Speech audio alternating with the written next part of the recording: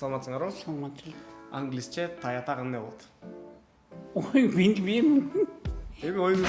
Оюңуз кандай сөздөр келип чыгат? Англисче вообще ештік бір сөз білген. Таптак көргөнбүз. Нөл. Мейли эчтеңиз. Англисче тайке кандай болот? Окей, жакшы. Англисче тайне кандай болот? Grandmother. Окей.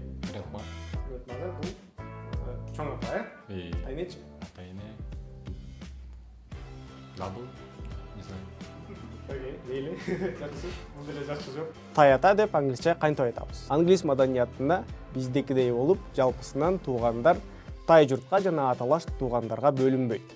Ошондуктан таята, тайне, таэже, таэке, ата-апа, эже, байке дегендей эле айтылат. Болгону алар жөнүндө айтып жатканда ата жагынан father side же болбосо апа жагынан mother side деп тактап коесуз. Демек, бул менен тайкем деп айтыр үчүн this is my uncle from mother side деп айтабыз. Биз менен англисче үйрөнүү кызыктуу, катталыңыздар.